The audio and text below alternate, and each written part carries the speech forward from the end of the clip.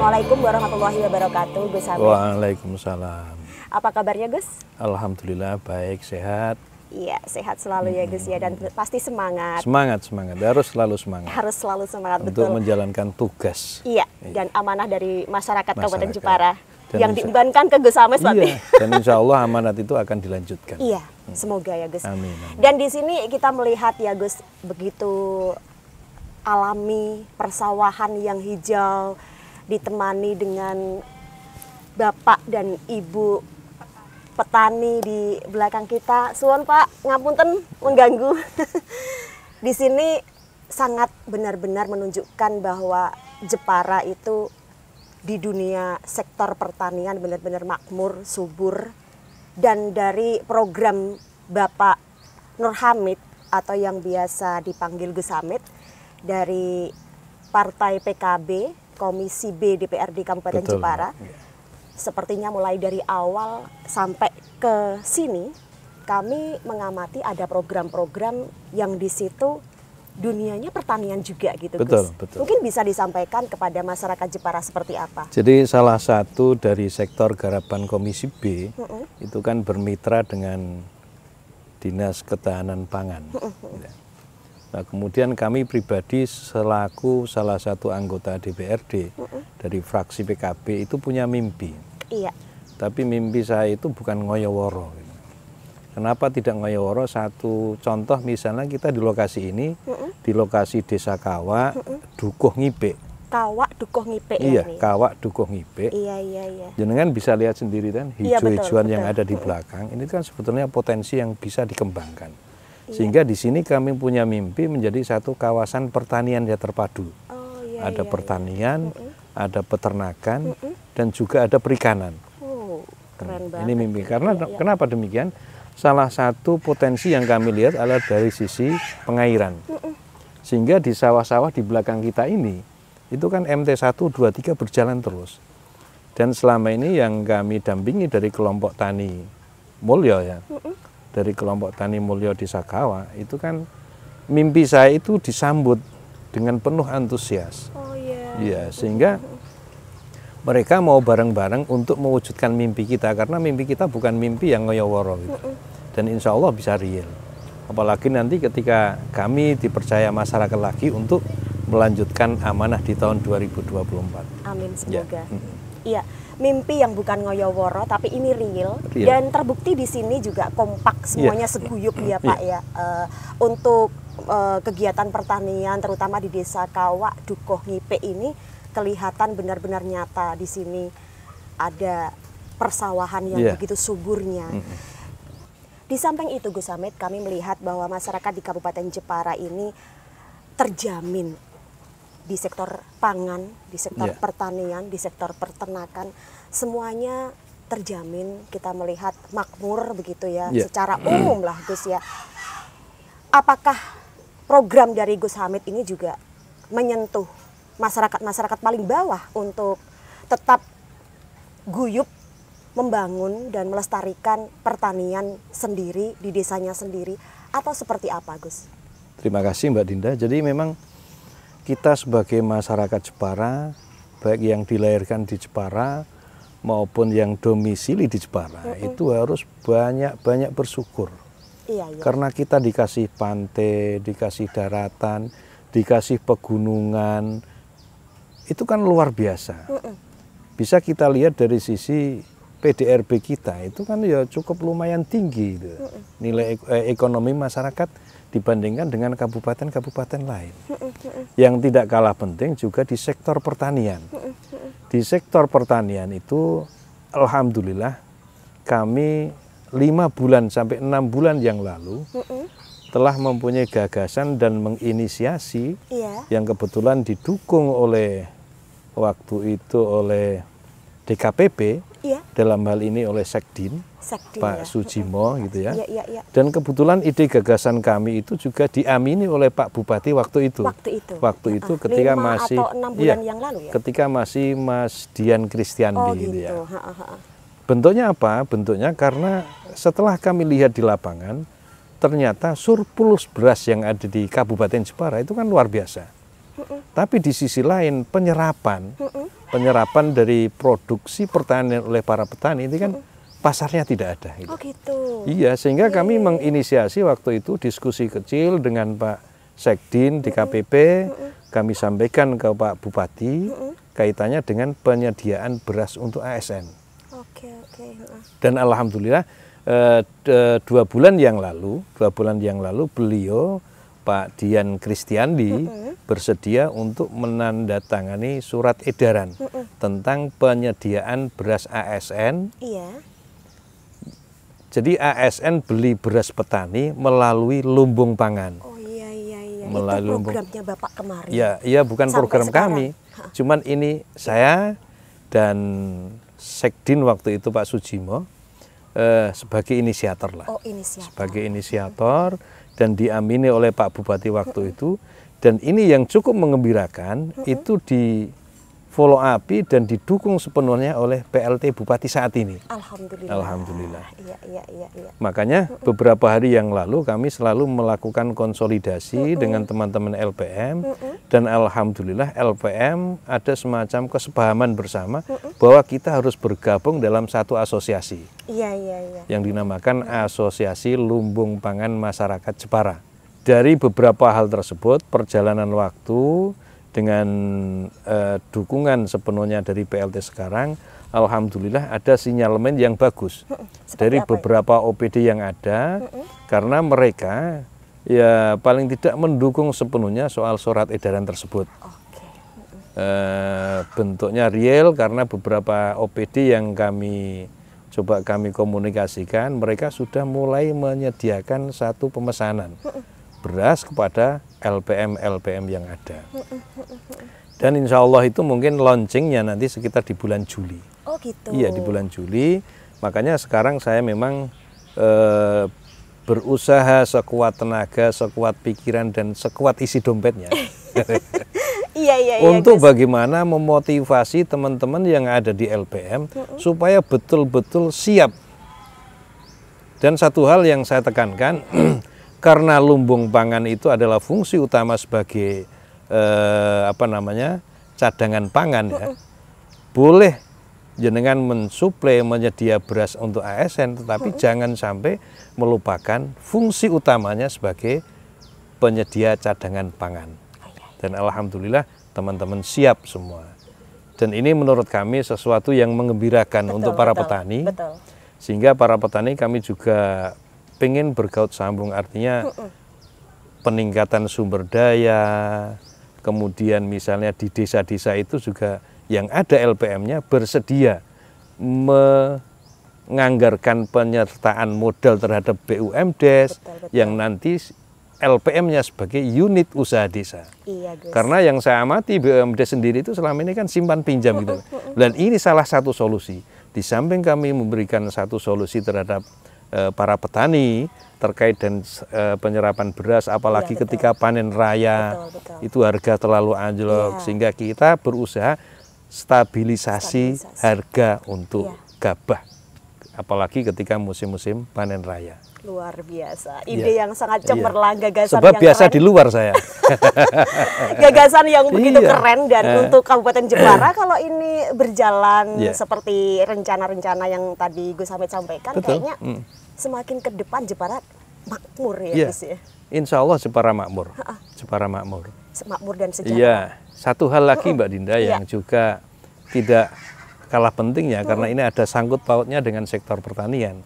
Kemarin kami punya satu gagasan, pengen salah satu potensi yang ada di desa yang di dapil kami kebetulan ya, di Desa Kepok, Kecamatan Bangsri, kami pengen di sana membranding desa sebagai desa wisata budaya. Wow, Desa Kepok Bangsri ya? Iya, Kepok Bangsri. Desa wisata budaya. Desa wisata budaya. Adakah sesuatu yang menarik di sana? Ada sesuatu menarik, yaitu Memeden Gadu. Wow, iya betul. Memeden itu Gadu. juga di sektor pertanian. Sektor pertanian.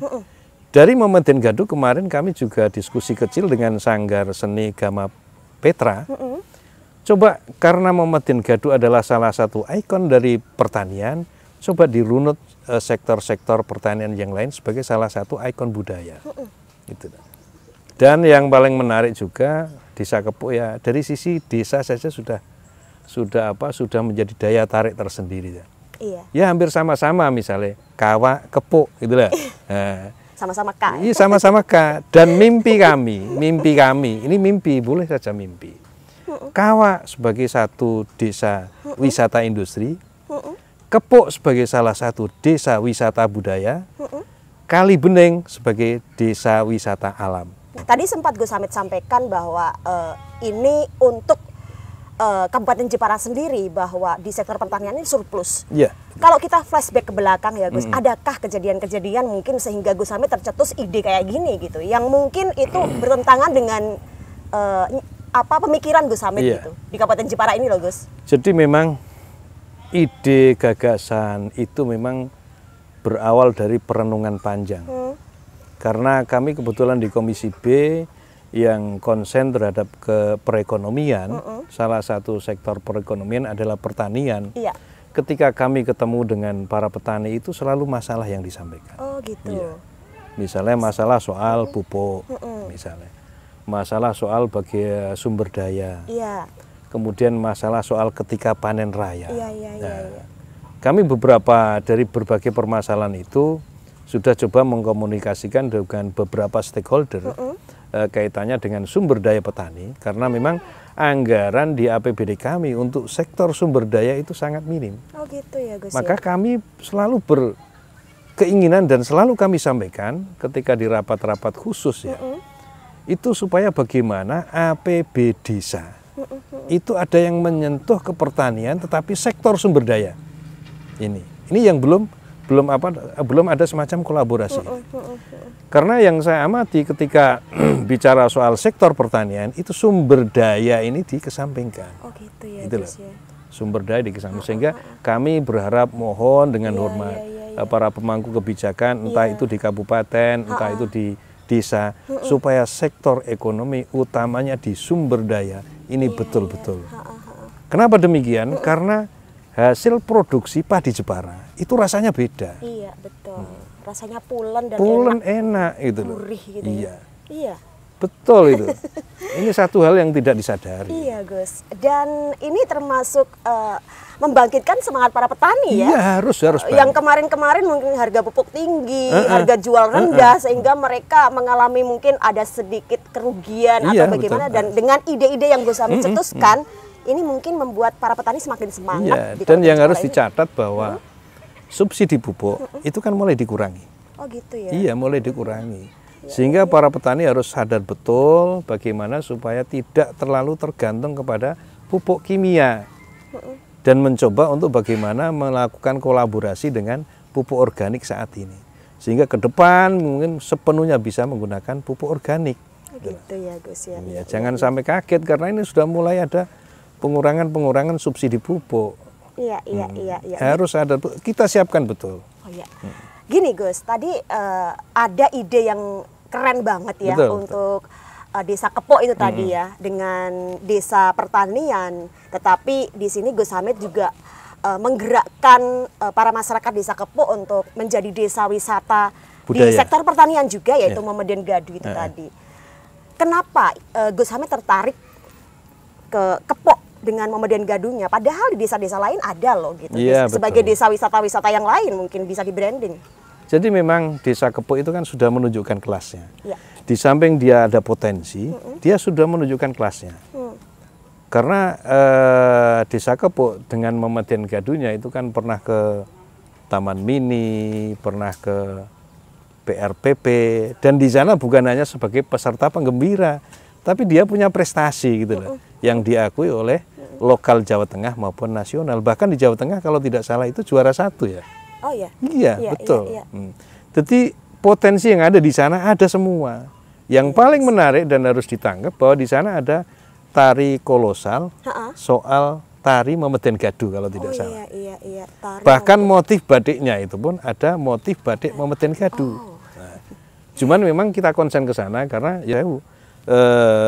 beliau akses stakeholder yang ada di sana kebetulan belum ada yang menangkap. Ini kewajiban saya sebagai salah satu wakil rakyat. Masyarakat ada potensi, kalau kita tidak hadir itu kesalahan yang luar biasa. Benar sekali ya Gus ya. Dan di sini mungkin Kepo ada sebuah ide juga dari Gus Hamid, ide yang sangat cemerlang untuk desa-desa lain mungkin bisa mencontoh seperti apa yang dilakukan oleh Desa Kepo, atau ada program seperti apa Gus? Jadi memang kalau kami sebagai salah satu anggota DPRD dari fraksi PKB, itu satu desa dengan desa yang lain itu kita melihat potensinya itu ya. Kita melihat potensi. Kalau misalnya Kawa. Kalau Kawa ini potensinya adalah potensi industri. Kerajinan. Iya. Kemudian kalau Kepo budaya, ya. Kalau pakai saji itu kan potensinya banyak ya. Tanjung, kemudian Pelajan. Wah, itu kan keren banget. Keren banget itu. Ini yang kami juga masih berpikir ini soal selagi. Selagi luar biasa.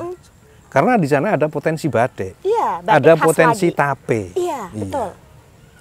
Sehingga kami coba kemarin ya dari aspirasi yang ada di APBD, kami coba di sana membuat ruang terbuka hijau. Desa tapi punya ruang terbuka hijau. Oh gitu ya. Iya. Ruang terbuka hijau. Maksudnya gimana sih Gus? Ruang terbuka hijau berarti bukan harus kita tanduri semua ya. Pokoknya tempat ngumpul-ngumpul gitulah. Gitu. Tempat ngumpul-ngumpul. Karena dari sisi geografis, Selagi itu kan lintasan. Lintasan mau ke Bangsri, mau ke mana, ke Kepo, mau ke Kawak, lewat sana. Sehingga sana dengan berbagai potensi UMKM yang ada, baik itu batik maupun makanan, kami coba ingin membuat ruang terbuka hijau sebagai pamer terhadap produk-produk yang ada. Di sisi lain juga dari sisi ekonomi, itu sangat membantu untuk masyarakat. Ide dan gagasan yang Gus Hamid sampaikan, kenapa baru Gus Hamid sampaikan sekarang ini? Oh iya. Kita tuh jadi pengen tahu gitu. Ini berkah COVID-19. Oh gitu. Iya. Jadi COVID-19 ternyata menginspirasi kami untuk melakukan hal-hal yang real. Karena di COVID-19 itu sektor yang mampu bertahan itu kan sektor pertanian. Sektor pertanian. Apalagi ya maaf ya, kita itu ya background-nya itu orang yang pernah ngaji. Saya yakin itu, karena itu disampaikan mestinya melalui beberapa kajian oleh para winasis. Gitu. Sektor yang paling berkah untuk mendapatkan rezeki, itu kan sektor pertanian. Nah, kalau memang ini kita kesampaikan, ya kita kualat gitu. Kita kualat, betul. Harus kita yakini. Sektor yang paling berkah adalah sektor pertanian. Makanya sering saya sampaikan kepada para petani, tidak usah pesimis. Pokoknya sektor pertanian sektor yang paling barokah. Artinya barokah itu ziyadatul khair. Iya. Iya, jadi apa maksudnya, boleh dijelaskan, Gus? Jadi ziyadatul khair itu selalu bertambah-tambah kebaikannya. Oh, gitu ya. Gitu. Walaupun dari sisi matematika ya, misalnya kita hitung sektor pertanian itu kadang-kadang impas saja matur nuwun gitu. Tetapi dalam fakta kehidupan itu kan bisa kita rasakan. Wong tani mesti ayem, umure dawa-dawa. Gitu. Itu contoh real. Makanya ziyadatul khair, barokah jangan diartikan hanya sebatas finansial, duit yang berah gitu. Kayak misalnya kami, misalnya saya Mbak Dinda ya. Saya walaupun nggak punya duit ya sebagai salah satu anggota DPR, saya happy-happy saja. Apalagi ketika bisa mendampingi konstituen kami, bisa melakukan tanggung jawab kami, apalagi sektor pertanian misalnya kayak gini ya, ini kan mendekati real. Karena dari beberapa OPD yang coba kami komunikasikan, support terhadap program ini. Itu ya dalam hati kecil saya nangis, Mbak. Betul itu. Saya nangis karena apa? Gitu ya? Haru karena bisa membantu langsung kepada masyarakat kami. Langsung ke bawah turun. Ya, mau percaya mau tidak wallahu alam, Allah yang tahu itu. Di sini Desa Kawak Dukuh Ngipe ya Gus ya. Iya, betul. Dan di sini kami melihat ada peternakan-peternakan yang kayaknya mulai berkembang. Ada lele di situ, sebelah situ. Dan kayaknya juga sektor pertaniannya sangat subur. Adakah program-program untuk Desa Kawak di sektor peternakan ini juga, Gus? Iya. Jadi memang di Desa Kawak Dukuh Ngipe, tepatnya di lokasi ini, memang kami kan melihat tadi saya sampaikan di awal, potensinya luar biasa. Potensinya luar biasa. utamanya di sektor pertanian, MT1, 2, 3 jalan terus. Oh gitu. Akhirnya kemudian kami bermimpi, melalui mimpi yang mikro saja di lokasi ini, kami pengen mimpi di sini adalah sektor pertanian yang terpadu. Terpadu dengan peternakan, dengan perikanan, bahkan juga kami ke depan pengen ada semacam terpadu dengan edukasi. Edukasi. Sehingga layout yang ada di tengah sawah nanti, kami akan coba. Kami akan coba layout. Akan dibangun apa ini rencananya? Ya, kalau mungkin teman-teman di medsos pernah melihat itulah The Kampung Swarga. Wow, itu. kampung swarga. Iya. Swarga dunia. Iya, swarga dunia. Kami pengen di sini bukan sampai swarga dunia, tetapi cukup karena kita itu masyarakat desa, The Sabin. The Sabin. Iya. Sabin itu sawah. Sawah. Menguasai betul tentang bahasa Inggris. Ya. Tetapi kita pengen tahu tentang bahasa Inggris, tapi tidak menghilangkan budaya dan tradisi yang ada. Sabin itu kan bahasa kromonya dari sawah gitu lah. Jadi kita sedikit ada edukasi bagaimana supaya generasi kita itu tahu bahwa sawah itu adalah sabin. Iya. Badi tidak punti mbah, badi tidak sabin gitu. Jadi sektor apapun coba kita masukkan. Gitu. Ini sektor edukasi kaitannya dengan pola tingkah dan pola sikap. Ada potensi lain di sini, Gus? Betul. Jadi memang soal kuliner misalnya, soal kuliner, Jepara secara umum biasanya kulinernya terfokus kepada kuliner-kuliner yang hasil laut. Hasil laut. Walaupun memang kita akui dengan pindang serani, itu adalah salah satu kuliner khas Jepara. Iya, betul. Yang ini kemarin juga kami sampaikan kepada para pemangku kebijakan supaya bagaimana mempatenkan pindang kuliner. Tapi jangan lupa, di samping hasil laut, hasil kali yang berupa wader kali, kuto, ikan gabus itu loh ya, kuto, kemudian urang kali. Urang kali. Itu kan luar biasa itu. Betul. Udang kali menunya itu kalau digoreng itu biasa ya. Tapi kalau di pendo itu tidak ada duanya. Yang kayak dipepes yang hitam itu ya? Iya. Dan selama ini kami yakin secara umum masyarakat jarang sekali menikmati pendo. Gimana nih Gus rasanya jadi kayak pengen mencicipi. Iya, nanti lain waktu kita ajak lah Mbak Dinda. Iya. Yang kedua wader misalnya. Wader itu kalau digoreng kering pakai sambal terasi, aduh luar biasa. Ya soal terasi kami juga coba membina di salah satu nelayan. Kami pengen membuat klaster tempong dan terasi. Iya. T gitu. Iya, tempong dan terasi gitu lah. Blenyek itu ya. Ya blenyek. Nah, kemudian di samping itu juga ada kutuk misalnya. Kutuk itu kan ya memang baik untuk pengobatan gitu ya. Apalagi orang-orang yang setelah operasi dan macam-macam. Disinilah tempatnya. Dan kami mohon doa restu dari semuanya semoga mimpi saya ini tidak sampai 1 tahun bisa terwujud. Amin, semoga Gus. Satu hal Mbak Dinda yang perlu saya sampaikan itu. Kami kebetulan di Mitra Komisi D itu kan Komisi B itu kan ada mitra perikanan ya. Selama ini nyun sewu ya. Konsentrasi kita itu kan di perikanan yang perikanan konsumtif. Ada lele, ada nila, ada mujair. Di sisi lain sektor perikanan yang cukup luar biasa adalah perikanan hias. Ikan hias itu potensi luar biasa. Ini belum disentuh. Dan kami alhamdulillah kemarin dengan di APBD tahun 2022 mencoba meyakinkan dinas di dalam pembahasan itu coba dibuat satu pilot project tentang perikanan ikan hias. Dan alhamdulillah sini sudah jalan. Kebetulan potensinya itu ada di Desa Suawal Timur. Iya, ikan hias itu banyak sekali anekannya ya Gus. Karena sektor ikan hias itu kan kebutuhan Jawa Tengah itu belum terpenuhi sekitar 70-80%. Gitu loh. Karena dari 70-80% untuk pemenuhan ikan hias Jawa Tengah itu biasanya disuplai dari Jawa Timur sama Jawa Barat. Lah kenapa kita tidak manfaatkan potensi itu? Iya. Baik Gus Hamid, terima kasih. Semoga ide-ide cemerlang yang tadi Gus Hamid sampaikan bisa terlaksana, sukses, lancar, tentunya dengan doa ke Allah Subhanahu wa Ta'ala. Amin. Terima kasih. Assalamualaikum warahmatullahi wabarakatuh. Waalaikumsalam warahmatullahi wabarakatuh. LPM Jepara. Pamit. Yes. Saya Pak Abdul Secara kebetulan saya menjadi pengurus LPM di Kabupaten Jepara. Yang ide LPM ini adalah merupakan ide Pak Haji Nur Hamid selaku Ketua Komisi B DPRD Kabupaten Jepara. Ide ini memang saya impikan sudah lama. Karena apa? Karena ide yang sangat berpihak, sangat memberi pelayanan pada masyarakat. Ini memberi peluang kepada masyarakat bahwa ide ini akan memberi semacam ruang gerak masyarakat, khususnya petani, dalam hal penyediaan beras. Dan alhamdulillah ide ini gayung sambut dengan Sekdin yang pada saat itu diketuai oleh Bapak Sujimo, dan juga realisasinya didukung oleh Bapak Bupati yang pada saat itu dijabat oleh Pak Dian Kristiandi. Kemudian realisasinya sudah direalkan oleh PLT Bupati sekarang. Itu yang saat ini kami lakukan. Terima kasih.